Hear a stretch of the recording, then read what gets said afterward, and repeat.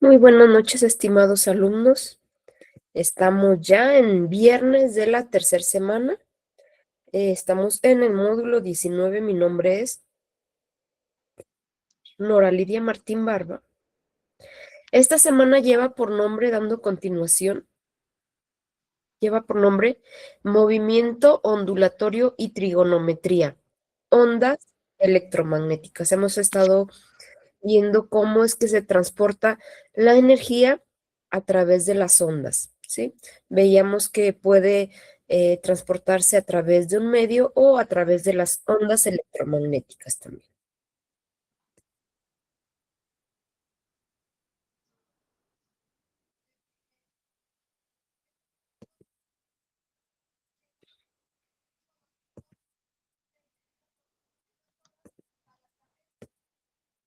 Bien, importante para esta semana, se les continúa invitando a hacer uso responsable de la información y es necesario, pues, que siempre se indiquen sus citas y referencias apoyadas en el manual de Prepa en línea C.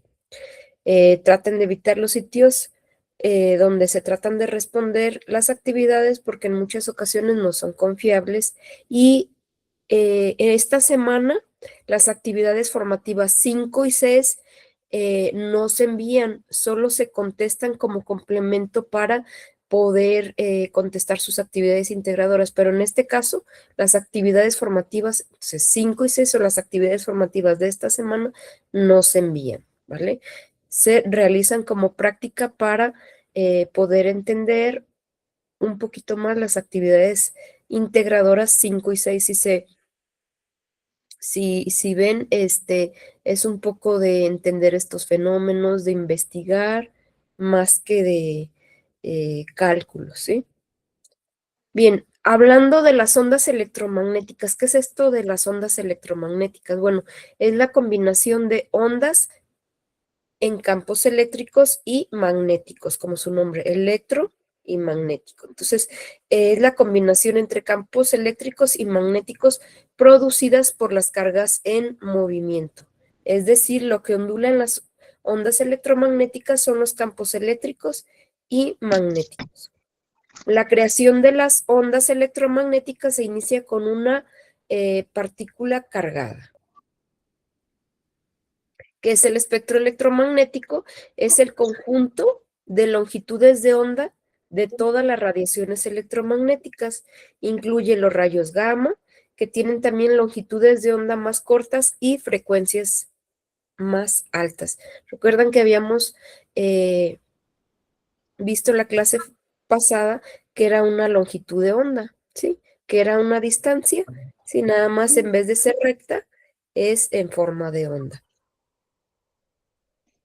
¿Qué es la geometría de la luz?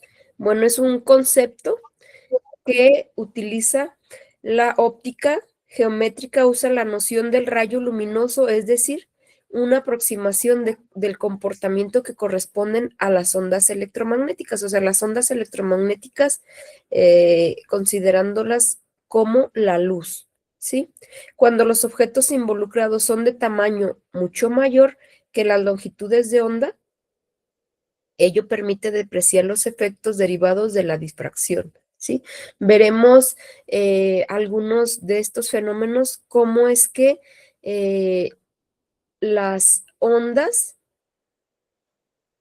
influyen o eh, se aplican, ¿sí? Cómo se aplican en el fenómeno de la reflexión y difracción.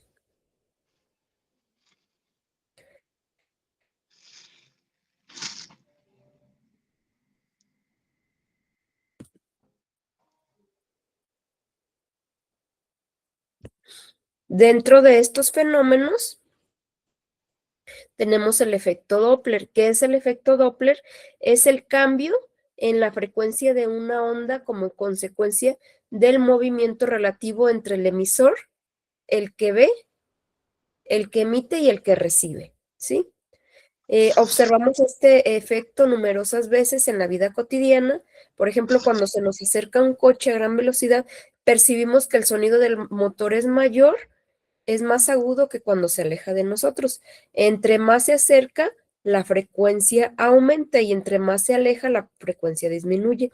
El efecto Doppler explica por qué cuando una ambulancia va a alta velocidad se escucha más agudo mientras se acerca y más grande mientras se aleja. El efecto Doppler se aplica en el movimiento de las estrellas. ¿Sí? ¿Qué significa espectro de energía? Bueno, un espectro de energía es la descripción de cómo se distribuye la energía entre las diferentes frecuencias presentes. Por ejemplo, aquí tenemos en una gráfica, en el eje horizontal, tenemos la longitud de onda, ¿sí? Y en el eje vertical tenemos la potencia. En este caso tenemos, esta es una gráfica de una bombilla incandescente, ¿sí? Como comentamos, la longitud de onda es esta, ¿sí? Y la potencia radiante, lo que ilumina, ¿sí? Lo vemos aquí. Entonces, la longitud de onda a más o menos 1000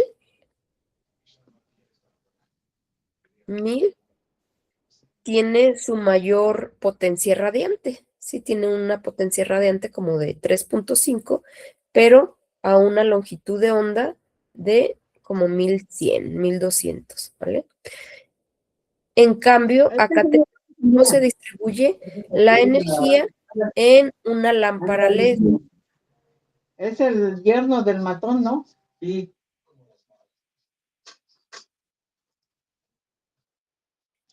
Les pido por favor a quienes tengan su micrófono abierto que lo cierren.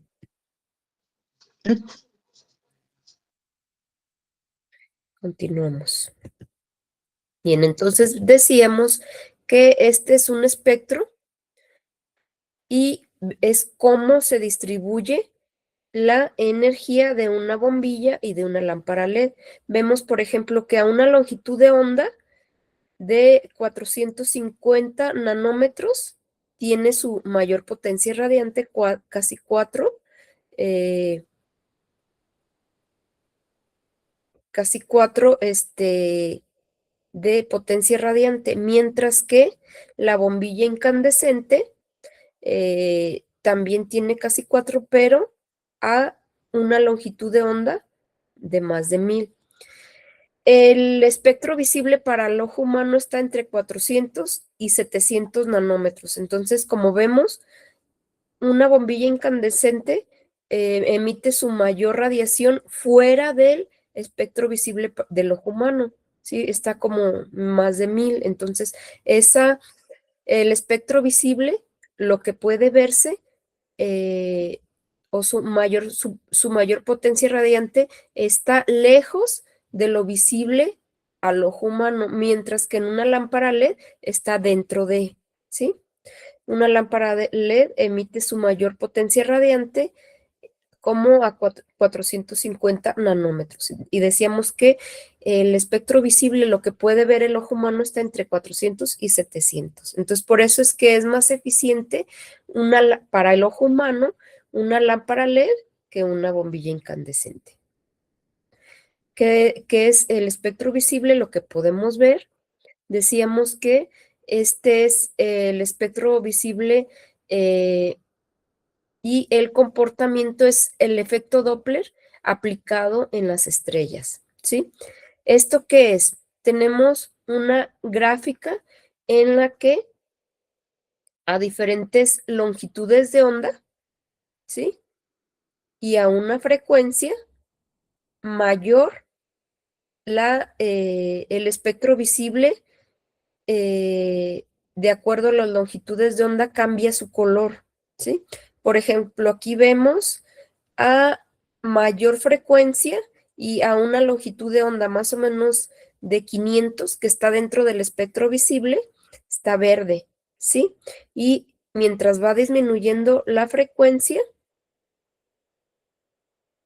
eh, el espectro visible o los colores, ¿sí? Porque es la gama de colores, va cambiando. Entonces, entre más baja sea la frecuencia, mayor la longitud de onda, se hace más rojo. Y entre más alta la frecuencia y la longitud de onda es menor, pues va cambiando de verde a azul, ¿sí? El espectro visible para el ojo humano, entonces está dentro de esta zona, amarillo, naranja, ¿sí? Y por eso es que nosotros, de acuerdo a la distancia que se encuentren las estrellas, normalmente las vemos amarillas, ¿sí? Bueno, hablando de estos fenómenos de la reflexión y la refracción, vamos a ver cómo funcionan las lentes y y los espejos. La formación de imágenes en los espejos planos es una consecuencia de la reflexión. Por eso decimos, mi imagen se refleja en el espejo, se refleja en el agua. Mientras una lente convexa forma su imagen por la refracción. Entonces son dos fenómenos, la reflexión de los rayos de luz y la refracción de los rayos de luz. La reflexión está relacionada con los espejos y la refracción con eh, la aplicación de los lentes, ¿sí? A continuación veremos cómo es que funcionan las lentes, ¿va?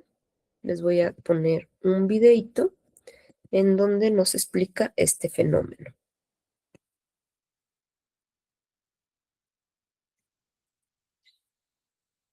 El ojo humano y los instrumentos ópticos.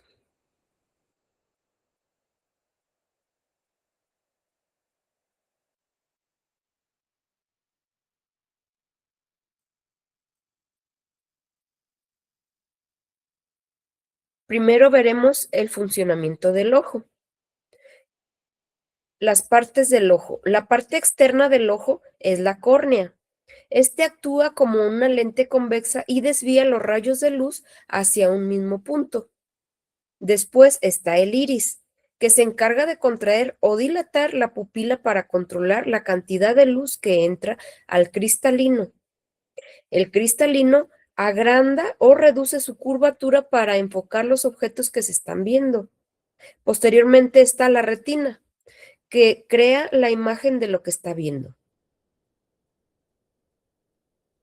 Pero para poder ver las cosas hay una serie de pasos que se siguen en el ojo.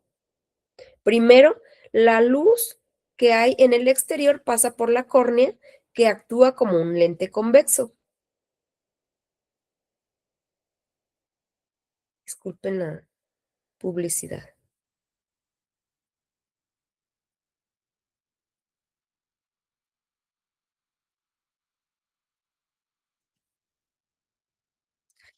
La luz pasa por la córnea que actúa como un lente convexo, que es este. Entonces, lo que hace la córnea es juntarlos en el haz en un rayo de luz y los manda en un mismo punto, así como lo acabas de ver en este lente convexo. Luego la luz pasa por el iris que se dilata o se contrae. Esto es para regular la cantidad de luz que entra al ojo. Y el cristalino tiene la función de enfocar los objetos. La luz hace posible que los objetos puedan proyectarse en nuestros ojos. De esta manera podemos ver lo que hay frente a nosotros. Pero cuando la luz llega a la retina se crea una imagen invertida y de menor tamaño. Es decir, dentro de nuestro ojo las imágenes que vemos están al revés y mucho más pequeñas que en realidad son. Pero si te estás preguntando cómo es que entonces vemos las cosas de manera correcta y no pequeñas o volteadas, bueno, eso es porque la imagen pasa a través del nervio óptico para llegar al cerebro y y en el cerebro la imagen lo rectifica volteándola, como el cual su tamaño original, enviando esta información para que nosotros la podamos percibir o ver de manera correcta. Es bastante interesante lo que nuestros ojos y cerebro hacen para que podamos ver las cosas que hay a nuestro alrededor. Pero ¿sabías que nuestro ojo y su función es muy parecida a la de una cámara fotográfica. Como puedes ver en la imagen, la cámara tiene algunos lentes que en nuestros ojos sería la pupila y el cristalino. Y la retina sería la película de las cámaras fotográficas de antes. Ya viste que la cámara, al igual que los ojos, percibe la figura a la inversa o al revés. Aunque nuestro ojo es extraordinario, en ocasiones hay cosas que no podemos ver y para ello necesitamos de los instrumentos ópticos. Estos hacen uso de estos dos tipos de lentes que son, bueno, te explicaré a continuación. Los lentes, este tipo de instrumento se utiliza para realizar los lentes. Los lentes convergentes son aquellos más gruesas en su parte central y más delgadas en los bordes. Como consecuencia de ello, concentran, es decir, hacen converger en un punto los rayos de luz, ¿sí?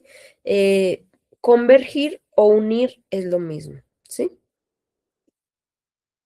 Los lentes convergentes hacen que el rayo de luz entre en el lente, pero al ser más grueso en su centro, lo que sucede es que todos los rayos de luz se concentran en un solo punto o en el centro. Y este se le llama eje principal. Este punto en el que se juntan recibe el nombre de foco o foco imagen y se representa con la letra F. Las lentes convergentes son también llamadas positivas y este tipo de lentes hacen que las imágenes se vean más grandes. Este es el objeto de tamaño real y así es como lo vemos cuando ponemos una lente convergente. En el objeto, lo que hará es ampliar la imagen del objeto haciendo que lo podamos ver más grande. Las lentes convergentes son utilizadas en lupas haciendo los objetos de un tamaño mayor a lo que originalmente son. Además, las lentes convergentes se utilizan como lentes de aumento y de igual manera son utilizadas por los microscopios y los telescopios. Todos estos instrumentos ópticos que se usan lentes convergentes. Ahora vamos a ver los divergentes. Estos también se les llama negativos. En este tipo de lentes, sus bordes son más gruesos que el centro. Así como estoy marcando la línea de rosa en su eje principal, los rayos de luz atraviesan la lente y desvían su trayectoria separándose, así como se muestra en la imagen. Se llaman divergentes porque no se juntan, más bien se separan. Así es como vemos originalmente este carro, pero cuando ponemos un lente divergente, el ojo y el objeto, entonces el objeto se ve más pequeño que el objeto real. Estas imágenes que se forman se llaman imagen virtual, ya que no son reales, solo son producidas por el tipo de lente que estamos usando, pero no las podemos tocar así de pequeñas. Tanto los lentes convergentes como divergentes son utilizadas para elaborar los lentes que utilizamos comúnmente. Cada uno de ellos tiene una función diferente, por lo tanto, pueden ser utilizadas para mejorar los problemas visuales.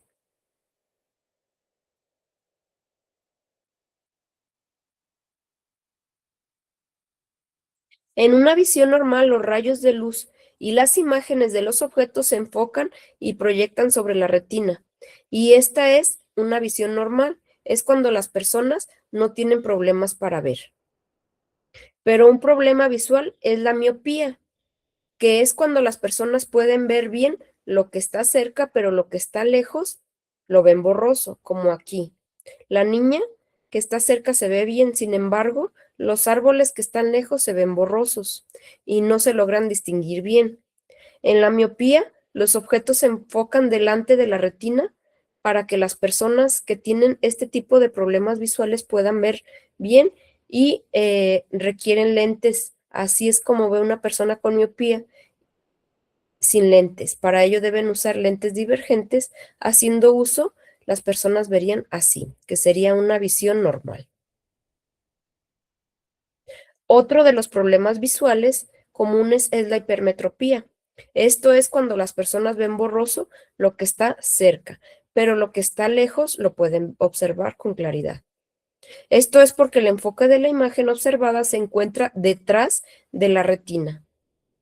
Para lo que las personas con hipermetropía puedan tener una visión, es necesario hacer uso de los lentes convergentes. Esto permitirá ver con claridad los objetos que están cerca y los que están lejos. Muy bien, hasta aquí con esto del funcionamiento de los lentes y los instrumentos ópticos. Continuamos.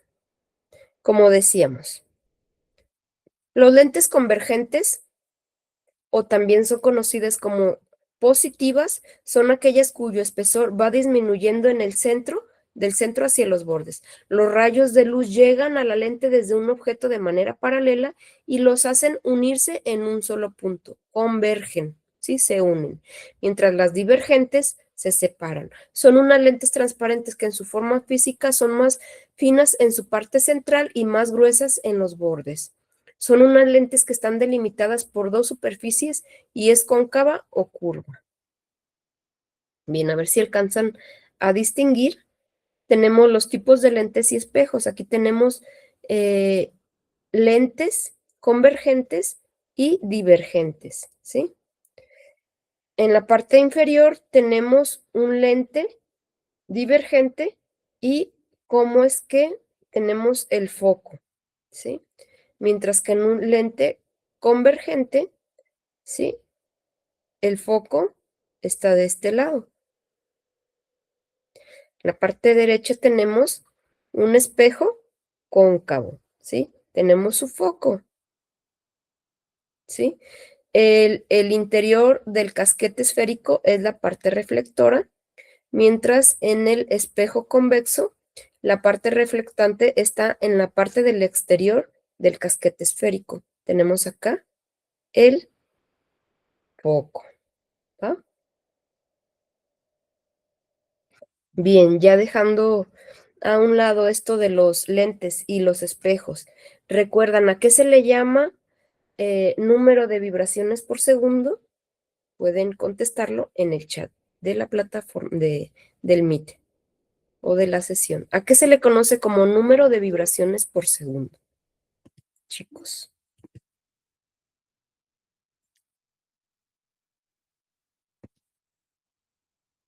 ¿A qué se le conoce como número de vibraciones por segundo?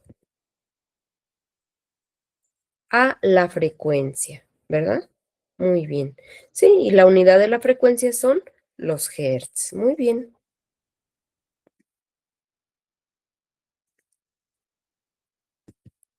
Sonidos versus frecuencias. Los sonidos graves tienen frecuencias más bajas, mientras que los sonidos agudos utilizan frecuencias muy altas, ¿sí? La frecuencia a veces se le denomina tono y es el número de veces por segundo que se repite una onda de sonido. ¿Qué relación entonces existe entre la frecuencia y el tono? Bueno, que escuchemos un tono alto o bajo depende del número de vibraciones por segundo o la frecuencia. Cuanto mayor sea la frecuencia de las vibraciones, más alto será el tono. Los tonos bajos oscilan más o menos entre 50 y 100 Hz para el oído humano, ¿vale? Entonces ya aquí vemos la relación que existe entre un tono, ya el sonido, cómo es que las ondas se transportan a través del aire y se relaciona con la frecuencia. Cuando una frecuencia es más alta, también el tono. Entonces, si la frecuencia es menor, también el tono será menor. A continuación vamos a ir ya con algunos ejercicios muy sencillos en donde aplicaremos el periodo. Habíamos dicho que periodo es igual a 1 entre F. ¿Sí? Tenemos, para que abran su calculadora, vamos a realizar un ejemplo de periodo de vibración. Dice, el edificio Platinum, ubicado en Santiago, Como ustedes saben, pues Chile es uno de los países en donde ha habido pues algunos de los sismos más grandes que han ocurrido en la historia. Entonces, bueno, este es un edificio que está ubicado en Santiago de Chile, que se mueve con una frecuencia aproximada de 0.10 Hz, ¿sí? Esta es la unidad de la frecuencia. ¿Cuál es el periodo de vibración? El periodo de vibración es el tiempo que tarda este movimiento. Entonces tenemos los datos, 0.10 Hz es la frecuencia y la fórmula es 1 entre T, ¿sí? Mientras que el periodo es 1 entre F.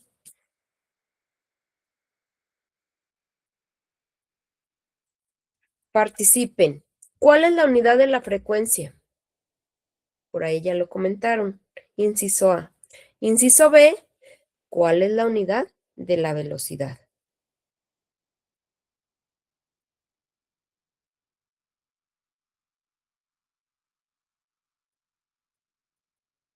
Voy con ustedes.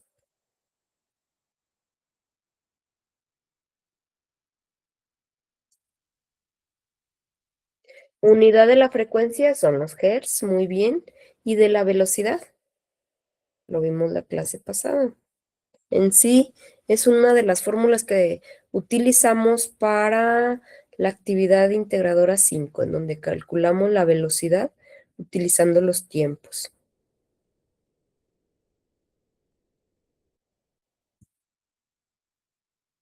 Metros por segundo. Así es. Muchas gracias. Metros por segundo. Inciso A,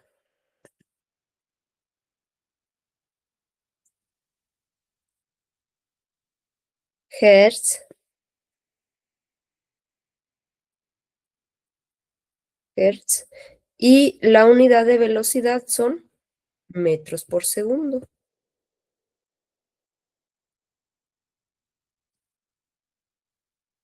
Así es. Continuamos. No, no terminamos de calcular. ¿Cuál es el periodo de vibración? Bien, entonces lo único que tendríamos que hacer es dividir 1 entre 0.10. ¿Cuánto nos da? Nos daría en segundos. Sería 1 entre 0.10 nos da 10 segundos. O sea, ¿cuál es el tiempo que tarda? Tarda 10 segundos.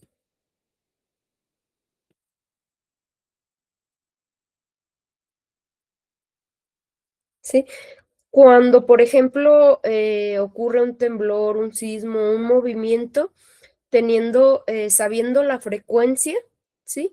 Que es el número de oscilaciones por segundo, podemos calcular el tiempo. Por ejemplo, si los hertz fueran 20, 1 entre 20,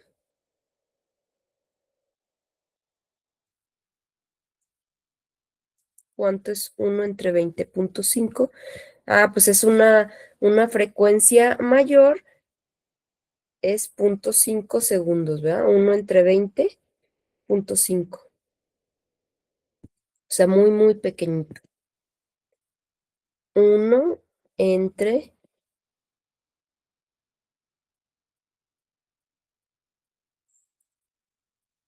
0.05, o sea, 0.05 segundos, ¿sí? Entonces, si la frecuencia es mayor, el tiempo disminuye, es muy pequeñito, ¿vale?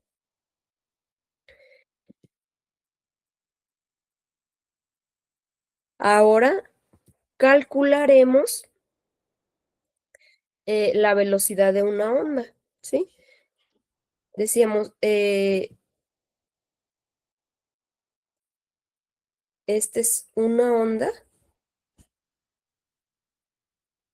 que se forma en el océano y tiene una longitud, decíamos que una longitud de onda es desde que de aquí a aquí, o sea, esta distancia es de 10 metros, ¿sí? Una ola en el océano tiene una longitud de onda de 10 metros. Una onda pasa por una determinada posición fija cada 2 segundos. ¿Cuál es la velocidad de onda? ¿Qué fórmula utilizaríamos, la de arriba o la de abajo, para calcular la velocidad de onda?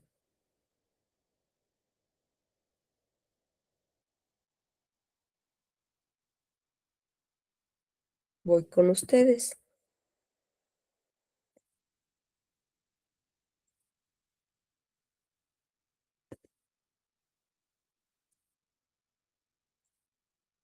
¿Qué fórmula utilizaríamos, la de arriba o la de abajo? Ay,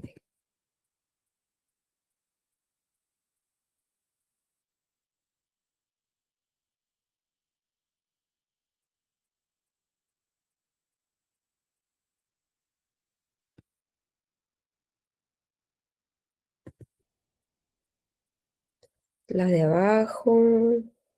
Igual ahorita se las vuelvo a...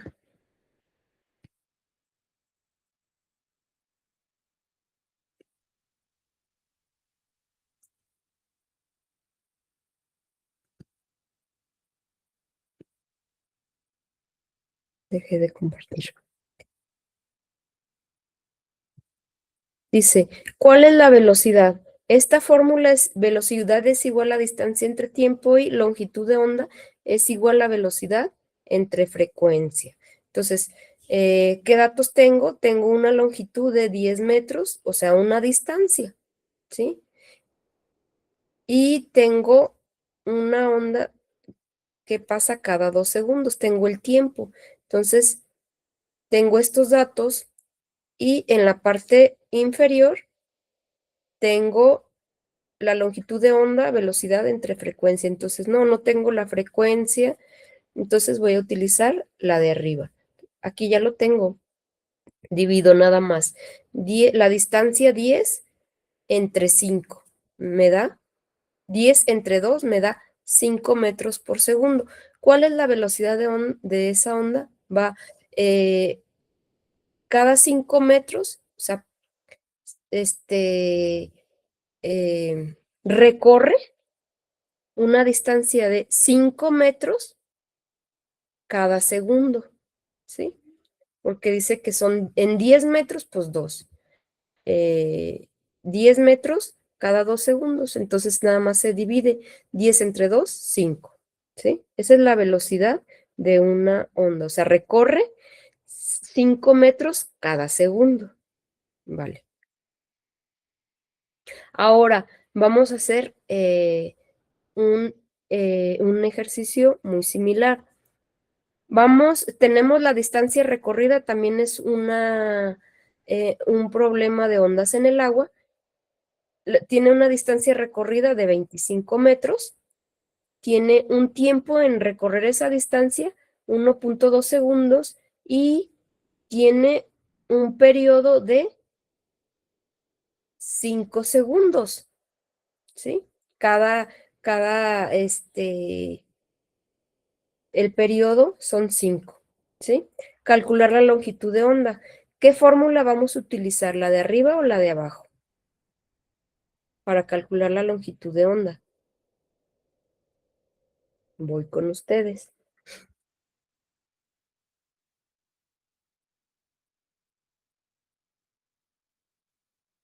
Ahora sí la de abajo, ok. La de arriba. Velocidad entre frecuencia. Muy bien. ¿Quién da más? Vamos a calcular la longitud de onda. Muy bien. Decimos que la de arriba, la de abajo. Bueno, entonces primero, si yo utilizo la de abajo, me dice que es velocidad entre frecuencia, pero ¿cuál es la velocidad? Entonces primero tengo que utilizar la de arriba. ¿Para qué? Para calcular primero mi velocidad. Sí, porque tengo longitud de onda es igual a velocidad, pero no tengo la velocidad. Entonces primero voy a utilizar la de arriba. ¿Ven? Entonces Velocidad es igual a distancia entre tiempo. ¿Cuál es mi velocidad? Son 25 metros entre 1.2 segundos. ¿Cuánto me da? 25 entre 1.2. ¿Qué velocidad?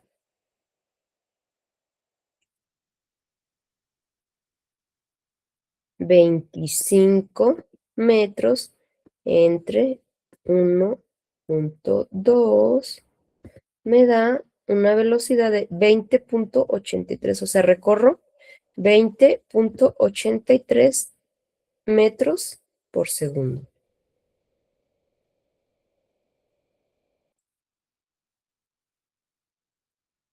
Metros por segundo. 20.83 metros por segundo, ¿vale? Y ahora, ¿qué tengo que hacer? Ya tengo la velocidad. ¿Qué necesito? La frecuencia, ¿verdad? Pero tengo el periodo.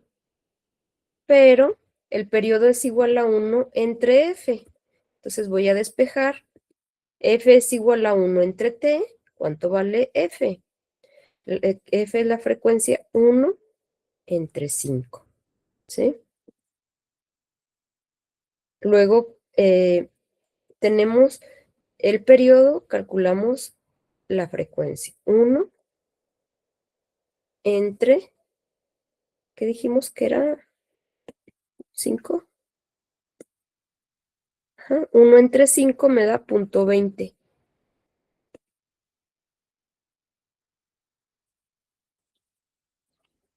0.20.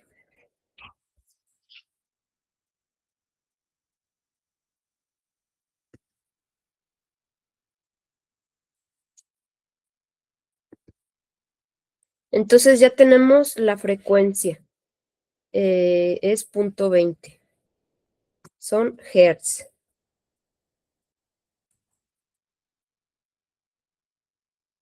¿Sí? Tenemos ya la velocidad, tenemos la frecuencia, podemos calcular la longitud. Entonces tenemos 20.83 de velocidad entre los hertz, ¿no? ¿Cuánto nos da nuestra longitud de onda? Si es velocidad entre frecuencia. 20.83 entre 0.20. ¿Cuánto nos da? 0.20 hertz. Este es metros por segundo. Y los hertz, pues, es la frecuencia, que es la cantidad de vibraciones por segundo. ¿Cuánto mide o la distancia o la longitud de onda?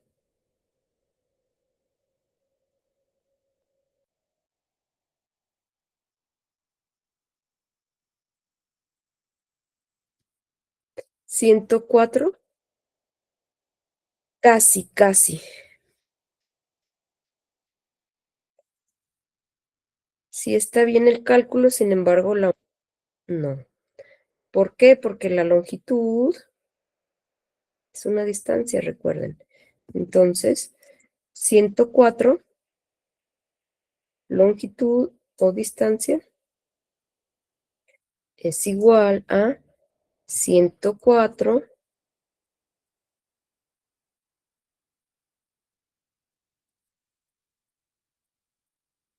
104.15, ¿sí?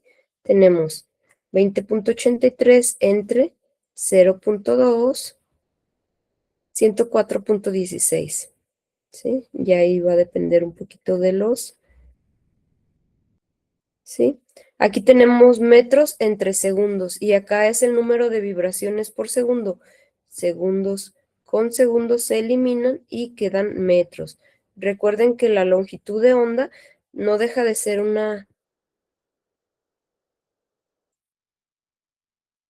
sea, aunque sea en esta forma, no deja de tener una longitud, una distancia. Entonces, la longitud de onda como veíamos en el video de los elementos de las ondas, su unidad se da en centímetros, metros, nanómetros, metros. ¿Sí? Muy bien. Ahora vamos a calcular, y ahora calculamos.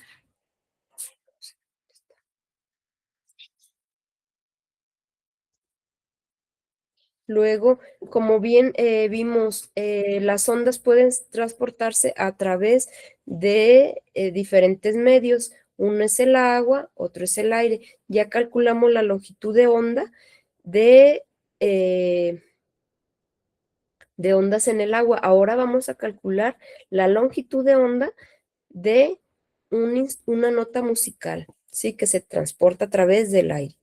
Calcular la longitud de onda de una nota musical con una frecuencia de 261 Hz, considerando que la velocidad de propagación del sonido es de 15 grados, ¿sí? Ojo, ¿sí? La velocidad de propagación del sonido va a ser la misma siempre, pero va a depender de la temperatura, ¿sí? Aquí vamos a considerar a 15 grados, ¿sí? Entonces, la longitud de onda de una nota musical tiene una frecuencia de 261 Hz, bueno, ese instrumento, mientras que la velocidad de propagación del sonido a 15 grados es de 340 metros por segundo, es una velocidad, ¿sí? Y tenemos la frecuencia. ¿Cuál es la longitud de onda? Ustedes ya saben cómo calcular la longitud de onda, ¿sí? Entonces, ¿cuál es la longitud de onda de esta nota?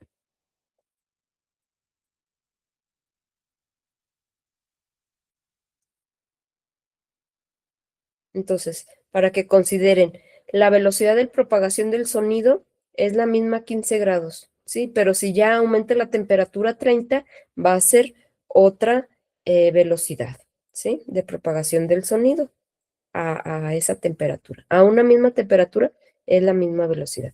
Pero bueno, en este caso que es a 15 grados, ¿cuál es la longitud de onda?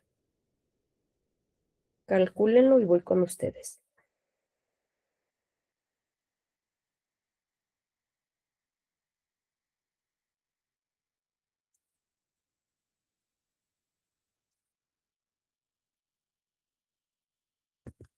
¿Cuál es la longitud de onda de esta nota musical? Tenemos la frecuencia, tenemos la velocidad. Vamos a calcular la longitud de onda. ¿Y quién iba a pensar, no? Todo este tipo de fenómenos, ¿quién iba a pensar que podíamos calcular la velocidad de una onda, la longitud de una onda que se forma en el agua? O sea, muy, muy interesantes estos fenómenos. Y a mí lo que me impacta es el ojo humano, o sea, cómo es que percibimos los objetos y nos llegan invertidos y a través del nervio óptico este, el- se, se rectifica esta imagen, ¿no? Bueno, pero bueno, ustedes vayan calculando la longitud de onda. ¿Cuál es la longitud de onda? Bien, la longitud de onda dijimos que es igual a velocidad entre frecuencia. Entonces aquí, ¿qué es lo único que tenemos que hacer? Dividir la velocidad a 15 grados es 340 metros por segundo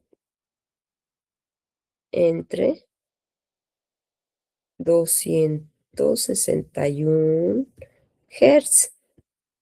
Y a mí me gusta poner lo que es la frecuencia, que es el número de vibraciones por segundo. Pues al final nos quedarían metros.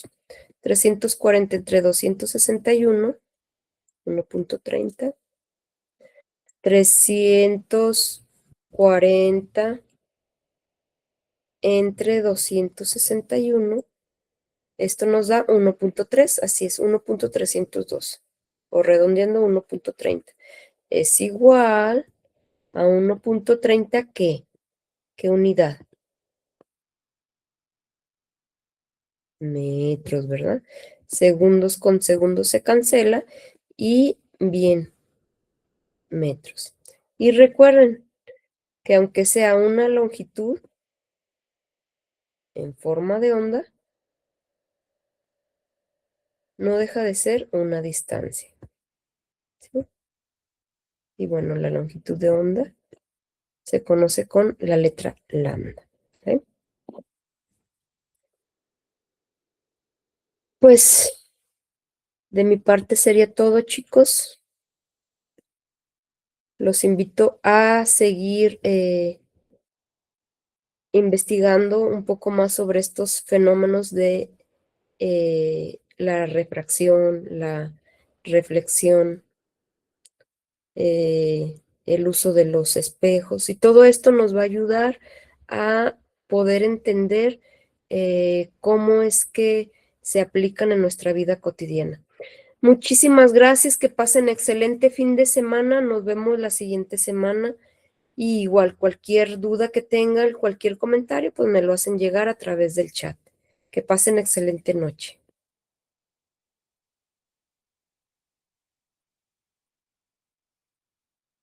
Buen fin de semana para todos.